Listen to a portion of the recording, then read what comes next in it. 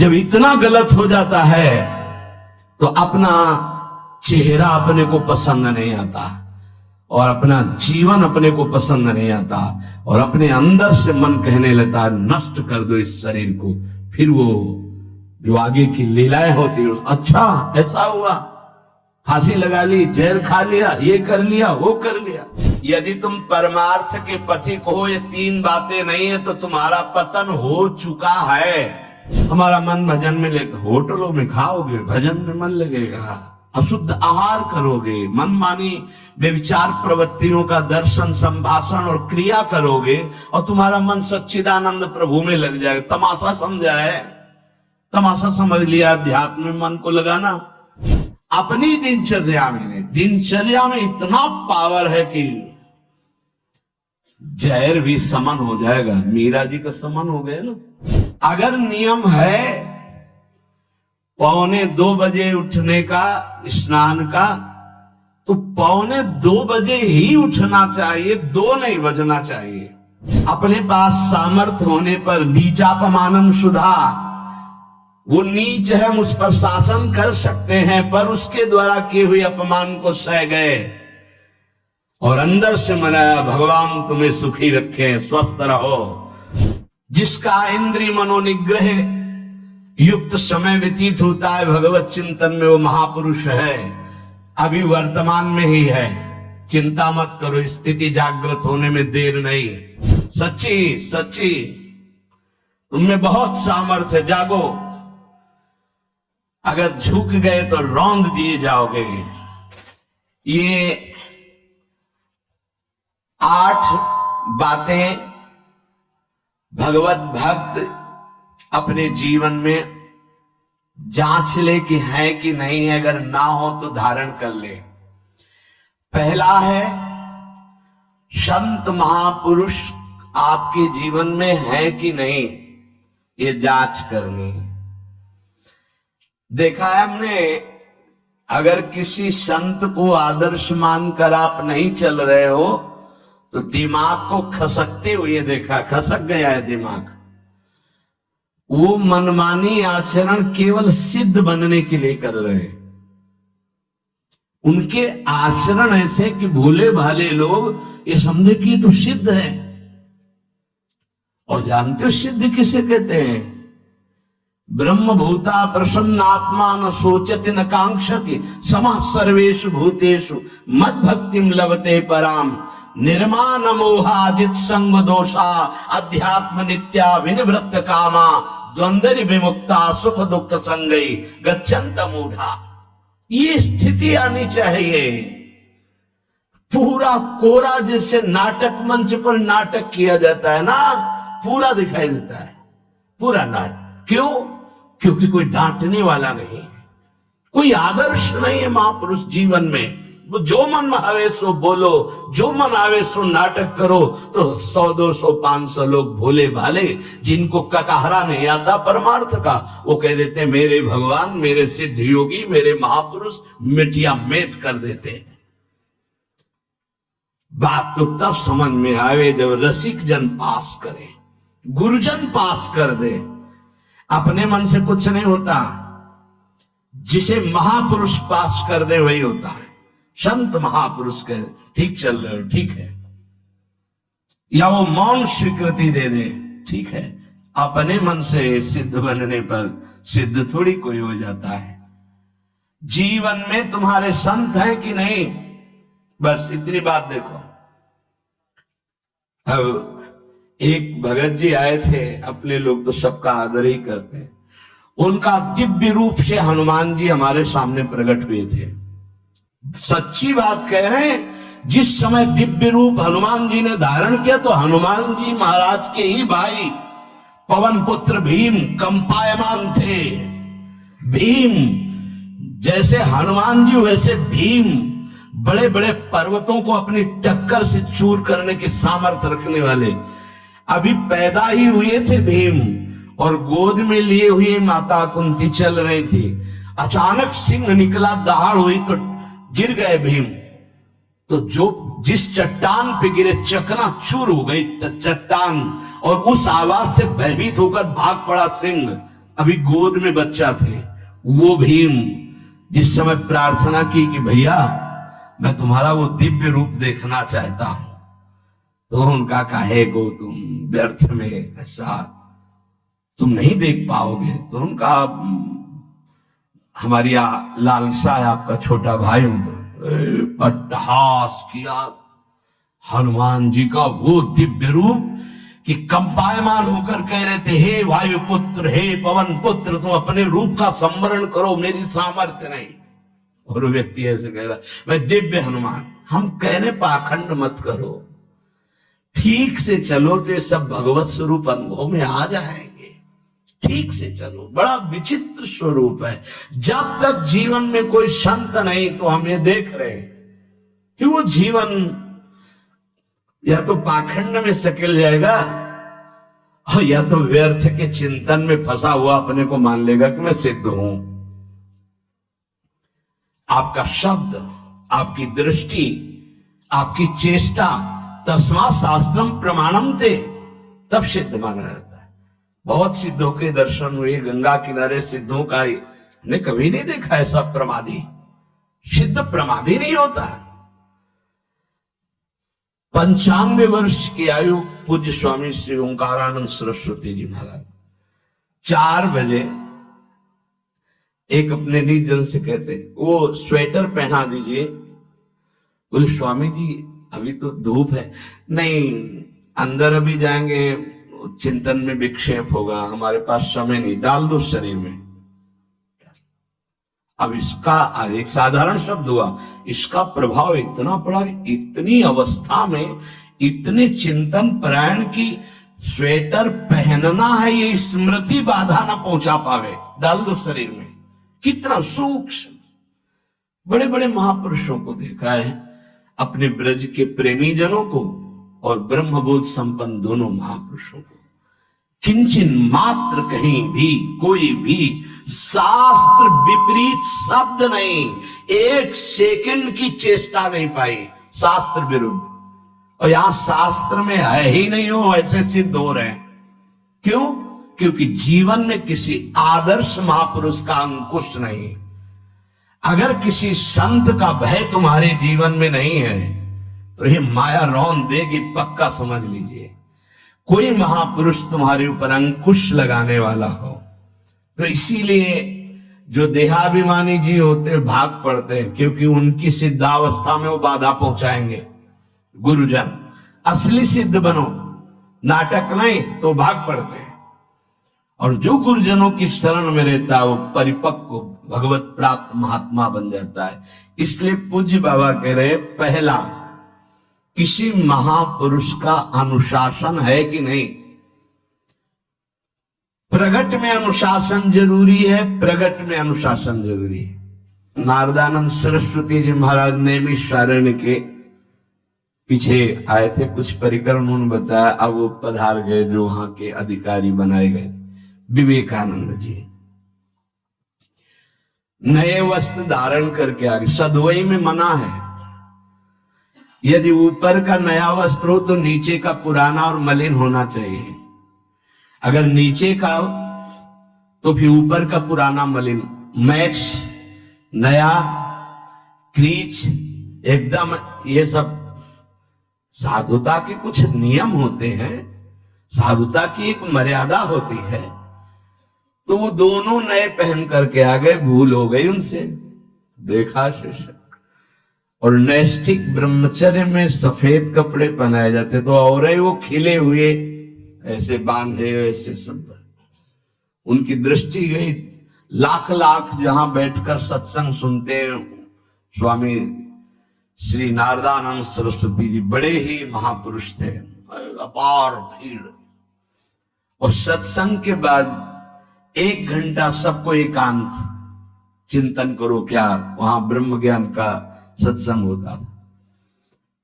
प्रातःकालीन बेला पे जैसे अपने यहां सत्संग होता है, वहां थोड़ा विलंब होता था, 5:30 बजे।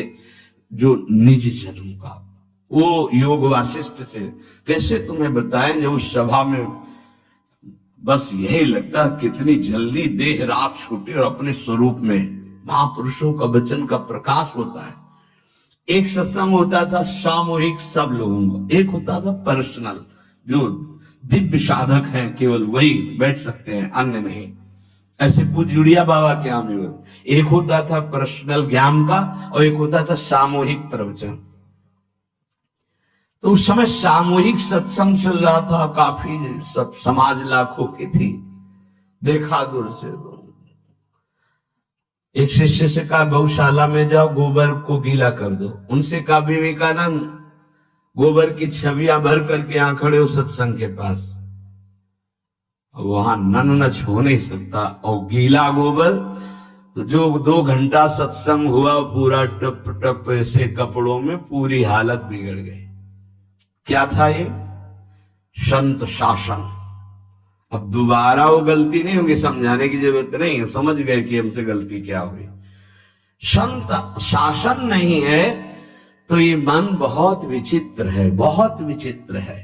इसीलिए पहला जो भी परमार्थ का पति को, चाहे ज्ञान मार्ग का, योग मार्ग का, किसी योग मार्ग की लौकिक ऊंचाई पर पहुंचे हुए कि गुरुदेव आए और उन्होंने कहा कि किसी कारण से शिष्य बढ़ जाए और अपने गुरुदेव की अवहेलना करे तो उसकी गति क्या होगी? उनका दुर्गति। दुर्गति, दुर्गति के सिवा उसके आगे कोई शब्द नहीं है। गुरु को पीड़ा है और शिष्य परम पद में पहुंच जाएगा? नहीं नहीं, ऐसा नहीं हो सकता। अनुशासन अत्यंत आवश्यक है। किसी भी वैभव या लोक व्यवहार या लोक मान्यता बढ़ जाने पर अपने गुरु का अपमान, गुरु की अवहेलना, तो उसकी दुर्गति पक्की। देखो, ये मन है, ये इंद्रियां हैं, ये अहम है, ये केवल गुरुदेव से ही वश में आता है, दूसरी जगह नहीं आता। क्यों? क्योंकि दूसरी जगह उत्तर देने का अवसर है। दूसरी जगह हम नहीं मानते तुम्हारी बात, लेकिन वहां न उत्तर है और न नहीं मानते, केवल वहां मिटना ही मिटना है। अगर ऐसा उपासक है तो निश्चित परम पद का अधिकार। केवल मिटना कोई उपाय नहीं है, अहंकार के पोषण का कोई उपाय, केवल मिटाना है। रो लो, चिल्ला लो, जो तुम्हें करना है कर लो, आना तुम्हें इसी मार्ग में पड़ेगा, दूसरा कोई रास्ता नहीं। बलिहारी घेर करके नष्ट कर देते हैं हमारे मन की मनमानी को, हमारे अहंकार को। इसलिए जीवन में प्रगट में जिनके जीवन में संत हैं और वो स्वीकार करते हैं उनका अनुशासन, उन्हीं का जीवन प्रकाशित होता है, पक्का समझ लेना। दूसरा, भागवतिक मार्ग में चलने वाले उपासक को सांसारिक पुरुषों की मित्रता करके उनकी संगोष्ठी में नहीं बैठना चाहिए। इस बात को बहुत अच्छे से समझ लो। सांसारिक पुरुषों की जो वृत्तियां होती हैं उनमें बड़ा आकर्षण होता है भोगों का, प्रपंच का। जो साधक भ्रमणशील हैं, अगर वो गृहस्थों के यहां जाकर उनकी सैयाओं पर सोते हैं तो उनकी दुर्दशा क्या होती है चित्त की, वो खुद अनुभव करके देख ले। आज तो शास्त्रीय पद्धति को समझा ही नहीं जा रहा। जब बड़े बड़े सुभट गंगा किनारे त्याग, वैराग्य, ज्ञान के मिले ना, तो आगे का रास्ता खुलता चला गया। सांसारिक पुरुषों के समुदाय में बैठना था। वो तुम्हें भगवान कहेंगे, ईश्वर कहेंगे, अवतार कहेंगे, उनको कुछ ज्ञान नहीं। आप मान बैठेंगे अपने को भगवान, अपने को ईश्वर, अपने को अवतार मानेंगे, तो आप जो अवतार है ना, ईश्वर है ना, भगवान है, उनसे विमुख हो जाएंगे।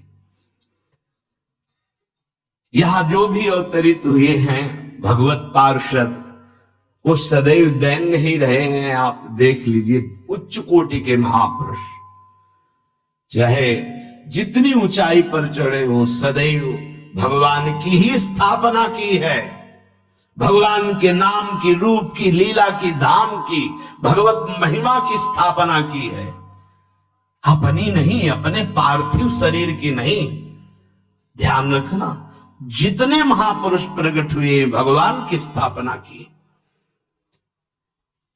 अगर हम संसारिक पुरुषों का संग करेंगे तो कई तरह से हानि हो जाएगी। सत्संग हो रहा है, बस इतने जो चाहो बैठ जाओ। हमारा पर्सनल एकांतिक केवल गुरुदेव से संबंध है और उनके द्वारा बताई हुई उपासना में हमारा समय व्यतीत होना चाहिए। कोई हमारा मित्र नहीं होना चाहिए, अलग से संगोष्ठी नहीं होनी चाहिए विषयी पुरुष की, सांसारिक पुरुष की। तीसरा, किसी भी अपनी निंदा करने वाले के प्रति कभी भी बुरा व्यवहार बर्ताव नहीं करवाना चाहिए, क्योंकि भगवान प्रेरित करते हैं निंदा करा करके महान बनाने के लिए। ये शब्द याद कर लो।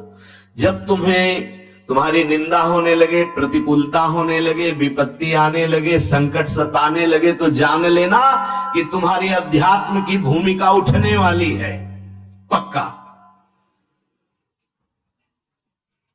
ये अध्यात्म की भूमिका उठना बहुत कठिन होता है। अध्यात्म का प्रवचन कर लेना बहुत सरल होता है, नहीं? हाँ,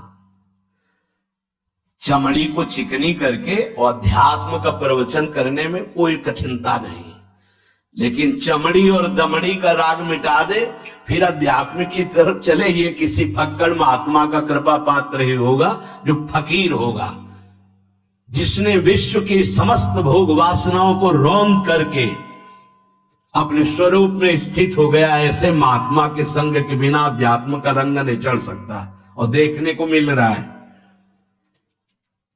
जब तक हमें अध्यात्म का परिचय नहीं है तब तक कहीं भी हम राजी हो जाते हैं। अरे राजी होने को तो टाकीज के सामने देखो जाके, हजारों की भीड़ लगती, लाइन में खड़े होते, पैसा देते हैं, और क्या देखने जाते हैं? झूठा तमाशा। उनको आप क्या कहोगे? ज्ञानी कहोगे? सत्संगी कहोगे? भीड़ का इकट्ठा हो जाना कोई अध्यात्म का चमत्कार नहीं होता। तो अध्यात्म का चमत्कार तो अंतर की वृत्ति का परिवर्तन हो जाना होता है। नहीं तो अगर एक नृत्य करने लगे ना तो हजारों उसको देखने खड़े हो जाते हैं। फिर 14 संगीत बज रहे हैं, फिर इसके बाद अगर हजारों ये बैठे मनोरंजन कर रहे हैं तो इनका कोई महत्व तो नहीं। अगर एक महात्मा कह देता है कि तुम वास्तविक भगवत मार्ग के पथिक हो तो धन्य हो गया जीवन, और 1 करोड़ लोग कह दे कि परमार्थ का पथिक है तो मान्यता नहीं मानी जाएगी। ये अध्यात्म है, अध्यात्म। इसीलिए कह रहे हैं कि सांसारिक पुरुषों की संगोष्ठी में रति न करे। तीसरी, अपनी जब कोई निंदा करे तो उसका भला जरूर मना देना, बुरा मत मना देना, नहीं तो अध्यात्म छूट जाएगा। अपने पास सामर्थ्य होने पर नीचापमानम सुधा, वो नीच है, हम उस पर शासन कर सकते हैं, पर उसके द्वारा की हुई अपमान को सह गए और अंदर से मनाया, भगवान तुम्हें सुखी रखे, स्वस्थ रहो, और कभी भी हम आपका विरोध नहीं करेंगे। जब अवसर मिले तब फिर हमारी निंदा करना, भगवान तुम्हें स्वस्थ रखे, तुम्हारा कभी अमंगल न हो। ध्यान रखना, अध्यात्म। चौथा, अपने मुख से कभी किसी की निंदा ना करना। निंदा व्यक्तिगत नाम लेकर के की जाती है, सिद्धांत सार्वभौम वर्णन होता है। जैसे हम कह रहे हैं, वो निंदा सिद्धांत के विपरीत आचरण में जो चलते हैं उनकी है। कौन है? नाम नहीं है, रूप नहीं है। सिद्धांत में चलना एक ये मार्ग है, सिद्धांत से बिलक चलना ये पाखंड है। पाखंड और दंभ की निंदा होती, और सत्य की कोई निंदा करे तो वो प्रकाशित होता है। सत्य निंदा से ढकता नहीं। जैसे कोहरा थोड़ी देर के लिए सूर्य को ढकने का नाटक कर सकता है, लेकिन सूर्य जब प्रकाशित होगा तो कोहरे की धज्जियां उड़ जाएंगी। पांचवा, मान लेने की इच्छा का त्याग करके अपने समीप जो भी आवे, छोटा बड़ा सबको प्यार और मान देना। ये 8 अच्छे उपासक में सब लक्षण पाए जाते हैं। दूसरों को मान देने का स्वभाव रखना, चाहे छोटा बच्चा ही क्यों न हो। ये नहीं ये धनी मानी बड़ा आकर के धनराशि दे रहा है तो उसका सम्मान हो रहा है, और छोटा प्रणाम कर रहा है उसकी तरफ देखा भी नहीं जा रहा। नहीं, बच्चे से लेकर कोई भी सबको एक ही प्यार की दृष्टि से देखना, भगवत भाव से देखना, अपने को मान रही तो और दूसरों को मान देने का स्वभाव बना देना। छठवां, अपनी इंद्रियों को सदाचार परायण रखना। इंद्रियां ये सदैव व्यभिचार की तरफ भागती है। नेत्र व्यभिचार दोष, बार बार दूसरों के प्रति देखना आकर्षणकारी, कैसा भी दोष अंदर का भाव हो, नेत्र दोष, दूसरों की बातें सुनना श्रवणेन्द्रिय दोष, वाणी से दूसरों की चर्चा करना वाणी, ऐसे हर इंद्रिय अपने व्यभिचार में जाना चाहती है। सदाचार परायण उपासक होता है। कल की बात है, कल चिंतन हो रहा था श्रीमद् भगवत गीता जी का। अगर उपासक में सदाचार इंद्रियों की पवित्रता नहीं है तो ढकोसला के सिवा कुछ नहीं रहेगा। एक अच्छे से समझ लो, इंद्रियों का विलास चल रहा, खुला दिखाई देता है, खुला तो एक दृष्टि होती है उसमें दिखाई देता है। अंतर में ब्रह्म बैठा हुआ शांत मौन है और ये समझ नहीं पा रहा, केवल नाटक पे लगा हुआ है। अपना मन, अपनी इंद्रियां यदि संयम में नहीं है, सदाचार में नहीं है तो ढकोसला ही है, आडंबर ही है, नाटक ही है। पक्का समझ लीजिए। अगर वो संयमी नहीं है, जितेंद्रीय नहीं है, मनोनिग्रही नहीं, तो अध्यात्म क्या है? क्या प्रवचन हो रहा है? किस बात का प्रवचन हो रहा है? जो अनुभव हुआ उसका हो रहा है, शास्त्र सम्मत हो रहा है। जितेंद्रियता नहीं, इंद्रिय निग्रह नहीं, मनोनिग्रह नहीं। छठवां, सदाचार परायण, अर्थात इंद्रिय और मन शास्त्राज्ञा के अनुसार चले। जिसका इंद्रिय मनोनिग्रह युक्त समय व्यतीत होता है भगवत चिंतन में, वो महापुरुष है, अभी वर्तमान में ही है। चिंता मत करो, स्थिति जागृत होने में देर नहीं। बंद रखो अपनी खिड़कियों को, कहीं माया की हवा न घुस जाए। सच्ची सच्ची उनमें बहुत सामर्थ्य, जागो। अगर झुक गए तो रौंद दिए जाओगे। एक एक बात अच्छे से समझ लो। मुस्कुरा के, प्रेम व्यवहार दिखा के, अपनापन करके फिर तुमको अधीन किया जाएगा। माया भगवती बहुत बलवती है। ऐसे करके फिर ऐसे प्रहार किए करती है, क्योंकि साधक बहुत प्रवीण है। ऐसे में अपने को बचा लेगा, लेकिन ऐसे में बचाना बहुत कठिन होता है। हमारी बात को समझ लेना, ऐसे में बचाना बहुत कठिन होता है, बहुत कठिन होता है। समर्पण का मिश, सेवा का मिश, अपनापन का मिश। हमारी इंद्रिय, हमारा मन बहुत धोखेबाज है, हमें कोई धोखा नहीं दे सकता। ये हमारा मन, हमारी इंद्रियां हमको धोखा देती है। साधु, साधक, परमार्थ पथिक, भक्त इस बात से परम सावधान। सदाचार और सरलता, संयम के साथ हमारा समय व्यतीत होना चाहिए। किसी के गवाही की जरूरत नहीं है, किसी के प्रमाण की जरूरत नहीं। आप खुद अपने हृदय की भूमिका को नाप लीजिएगा। कितनी ऊंचाई पर चढ़ रहे हो, आपको खुद अनुभव में समझ में आ जाएगा। जो इंद्रियों का गुलाम, मन के द्वारा भ्रष्ट आचरण करने वाला है, कुछ भी हो, कोई भी हो, कहीं भी हो, दुर्गति शब्द से ही संबंध है। जीते जी दुर्गति, फिर फांसी ऐसी लगे तेषम दुख न हो। सच्ची मानना, जब गलत हो जाता है आचरण, तो अपना मन अपने को कहता है नष्ट कर दो, ये जीवन किस काम का। होश में हमारे शब्दों को ध्यान से सुनना।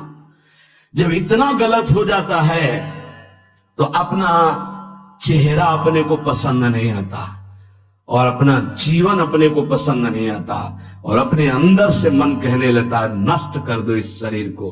फिर वो जो आगे की लीलाएं होती हैं, अच्छा ऐसा हुआ, फांसी लगा ली, जहर खा लिया, ये कर लिया, वो कर लिया।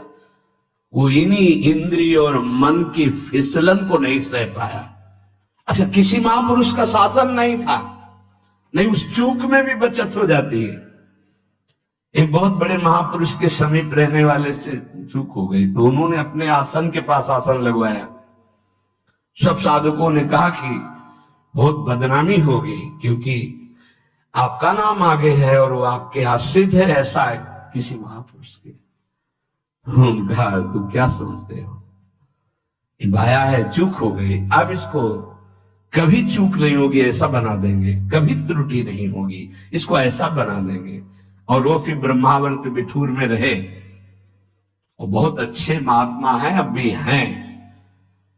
अगर संत का शासन है और आपसे चूक भी हो जाती है तो ऐसा बना देगी कि दोबारा चूक नहीं होगी। पर इंद्रिय और मन को छूट देकर मनमानी आचरण करने वाला कभी साधक नहीं हो सकता, पक्का।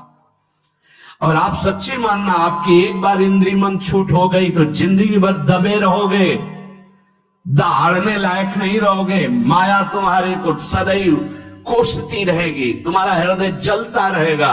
ऐसा कैसे हो गया, ऐसा कैसे हो गया। जब ऊंचाई की तरफ सोचोगे तो सामने वो अगर प्रायश्चित करके मिटा दिया है तो बात है, नहीं तो कर्म सामने आ जाएगा। लगेगा नहीं, हम इसी ऊंचाई लायक नहीं, नहीं हम इस ऊंचाई लायक। आपसे प्रार्थना करें, अगर चूक हो गई हो तो उसको मिटा दो, नहीं आगे बढ़ने में बाधा पहुंचा देगा। अपने गुरुजनों से सलाह करके उसका प्रायश्चित कर लेना चाहिए। अगर गुरुजन कर दे जाओ कुछ नहीं तो कुछ नहीं, खत्म खेल, वो निपटा देंगे, वो करुणामय है, उनमें बड़ी सामर्थ्य है। पर छठवां सूत्र, सदाचार, संयम, जितेंद्रियता, मनोनिग्रह साधक में होना ही चाहिए।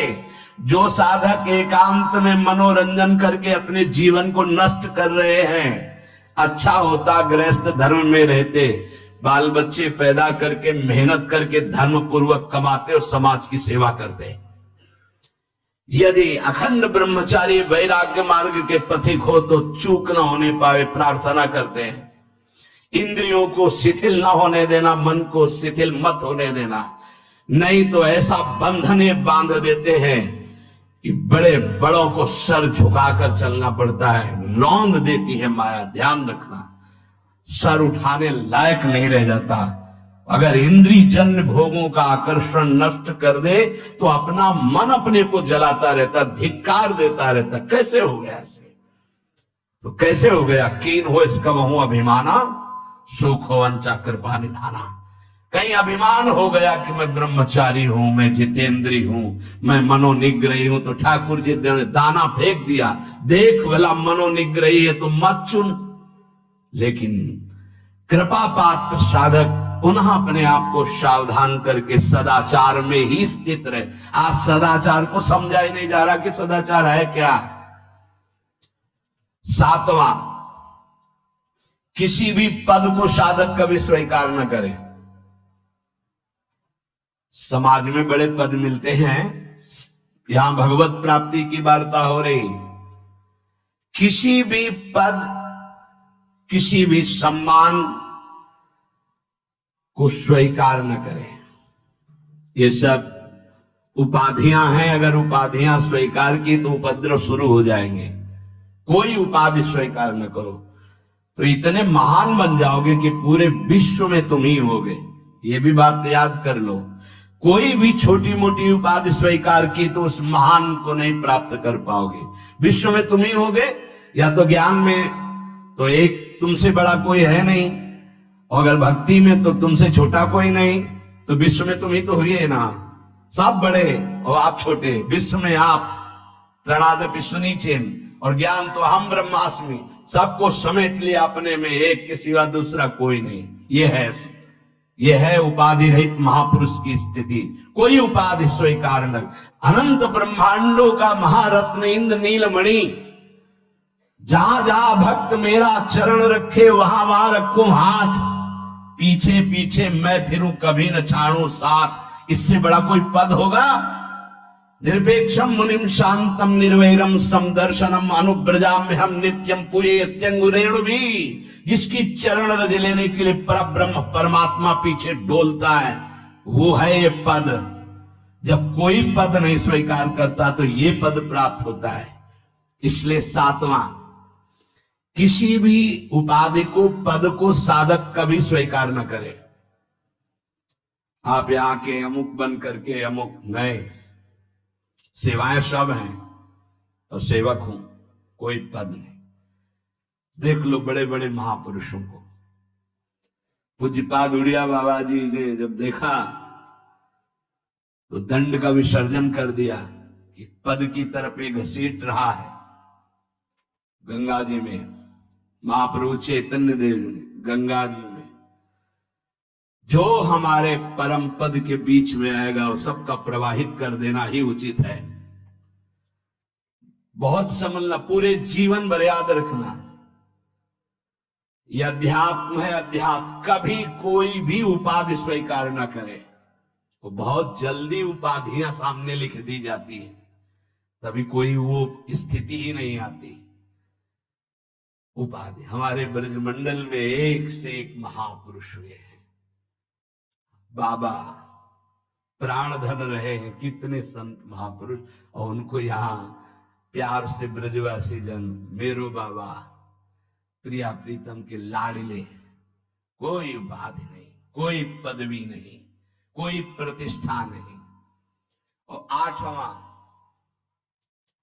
ये आखिरी, किसी भी परिस्थिति में अपने आराध्य देव का चिंतन ना छूटने पावे। पूर्णता ये तभी हो सकता है जिसके जीवन में ये तीन बातें हैं। आखिरी वाली बात, किसी भी परिस्थिति में अपने लक्ष्य का चिंतन न छूटने पावे। ये तीन बातें जिसके जीवन में है तो ये आखिरी बात पूर्ण होगी। आखिरी और पहली दो बहुत जोर की बात थी। पहली थी किसी संत महापुरुष का शासन, और पूर्णता आई किसी भी परिस्थिति में अपने लक्ष्य का चिंतन न छूटना। बीच में अपने आप सब आ जाएगा।